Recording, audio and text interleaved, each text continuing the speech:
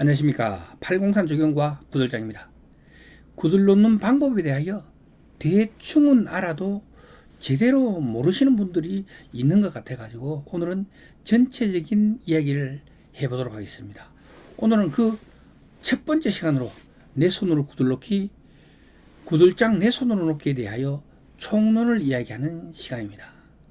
다음 시간에는 강론으로 디테일하게 각각의 부분별로 상세히 설명드리는 시간을 갖도록 하겠습니다.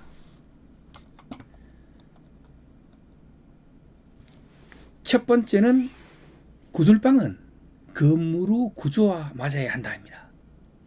바람이 전혀 통하지 않는 패시브 하우스, 콱콱 막히는 이런 패시브 하우스의 경우는 까치구멍이나 바람창을 두어가지고 건물의 안팎으로 자연스럽게 바람이 쉥쉥 들어갔다 나왔다 하면 되겠지만 자연스럽게 교류할 수 있도록 이렇게 만들어줘야 됩니다.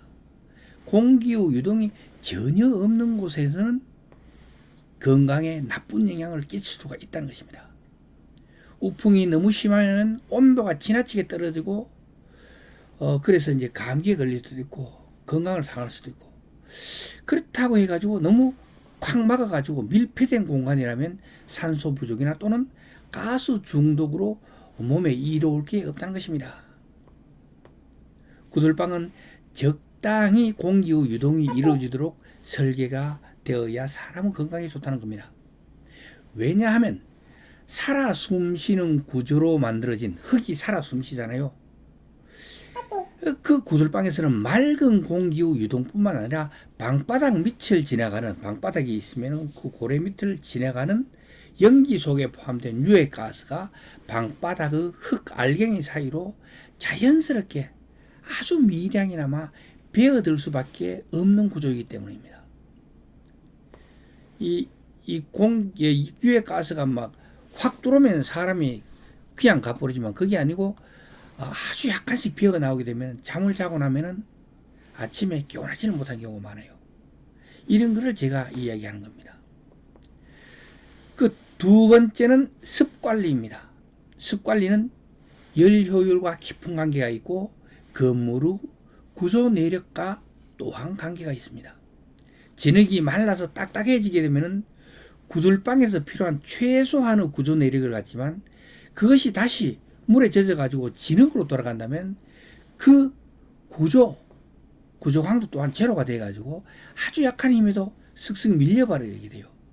그렇게 되면 어떻게 되겠어요? 구들방이나 건축물은 무너지게 된다는 것이죠. 자, 그리고 습은 열 효율에 엄청난 그 연관이 있습니다. 참나무와 소나무는 습도가 제로일 때 1kg당 발열량이 4,700에서 5,000칼로리 초반대입니다. 장작은 자연 상태일 때 최소 웃음량은 13% 이상입니다. 이 자연 상태에서, 지구상 자연 상태에서. 보통 우리가 땔감으로 사용하는 장작의 평균 습도는 18%, 20%, 요 수준이라고 생각하시면 됩니다. 그렇다면 열량은 1kg당 4,000kcal 내외라고 생각하시면 되겠습니다. 그것이 결론이죠. 이것은 불변입니다. 변하지 않는 가치라는 것입니다. 장작 1kg이 4,000kcal가 더 되지도 않고 덜 되지도 않아요. 물론 장작이 나쁜 거 썩다가 말아넣은 것 같으면 택도 없겠지만 그렇지 않고 그 기름을 이 물 대신에 넣어가지고 기름에 담가놓지 않는 한 4,000kg를 넘지 않는다는 거죠. 그러니까 정상적인 장작이라면 킬로그램당 4,000kcal 내외라고 생각하시면 됩니다.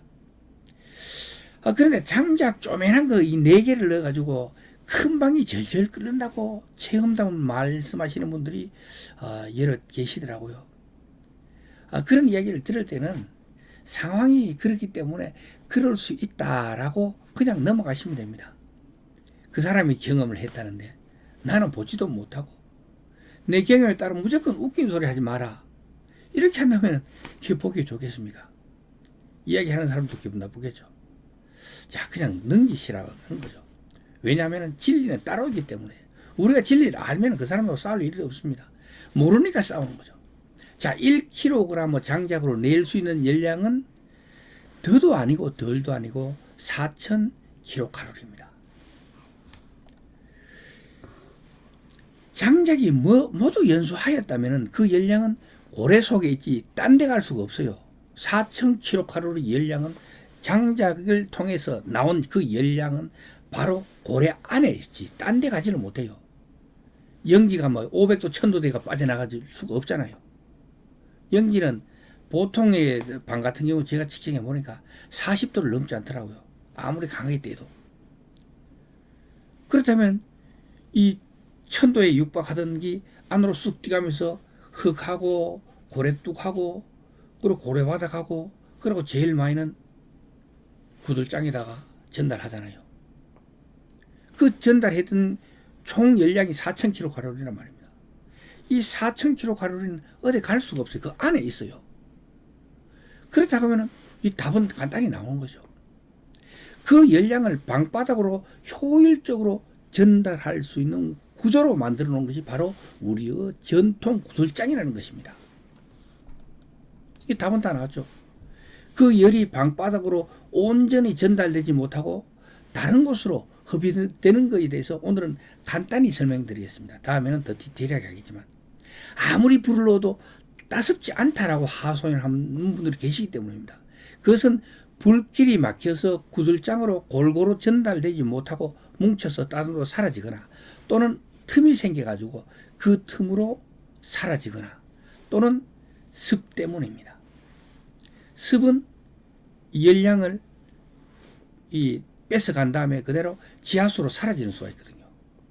그리고 그런 것 때문에 이제 이 세 가지가 가장 큽니다. 나머지도 있지만 오래 사용하지 않던 구들방은 쥐구멍이나 여타구멍, 클릭이 갈 수가 있거든요. 꺼지면서 갈 수도 있고 움직이면서 갈 수 있고 그래가지고 여타구멍으로 통해가지고 빠져나갈 수 있어요. 이 경우는 구멍을 그냥 막아주면 됩니다. 해치해서 막아주면 되는 거죠. 간단하죠.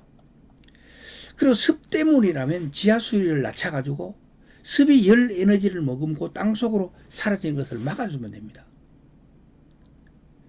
이것도 간단하죠. 그런데 간단하지 않습니다. 사람들은 습이 있는지 없는지를 알 수가 없어요. 그리고 뜯어보더라도 이 습 때문에 그런지 아닌지도 몰라요. 여기에 대한 상세한 것도 다음에 강론에서 상세하게 설명드리도록 하겠습니다. 그리고 고래나 구들장 또는 부토가 내려앉아가지고 불길을 막는 경우가 있습니다.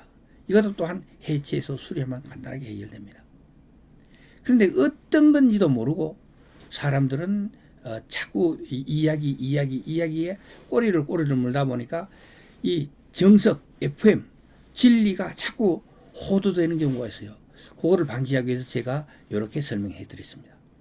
그리고 그 세 번째는 구들장을 비롯한 구들 재료를 제대로 사용하는 겁니다.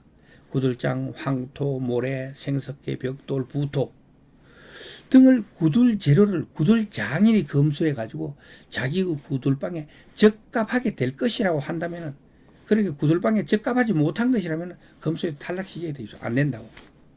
되는 걸 갖고 와야 되겠죠. 그런데 이것도 이제 우회하면 안 되겠나 싶어 가지고 갖다 쓰는 분들이 있는데 요건 좀 될 수 있으면 거기에 기능에 전혀 문제가 없는 조금이라도 문제가 있을 수 있는 재료라면 사용하지 않아야 되겠죠. 이 구들 재료에 대해서도 시간 날 때마다 그때그때 저 경험과 노하우를 알려드리도록 하겠습니다. 오늘의 이야기는 여기까지 하고 다음 시간에는 아궁이, 불목, 고래뚝, 시건담, 개자리, 연도, 꿀뚝 등을 만드는 방법과 요령에 대하여 정리하는 시간을 갖도록 하겠습니다. 오늘은 내 손으로 구들 놓는 방법, 구들놓기 총론에 대한 이야기는 여기까지 하도록 하겠습니다. 지금까지 803 조경과 구들장이었습니다. 끝까지 시청해 주셔서 대단히 감사합니다.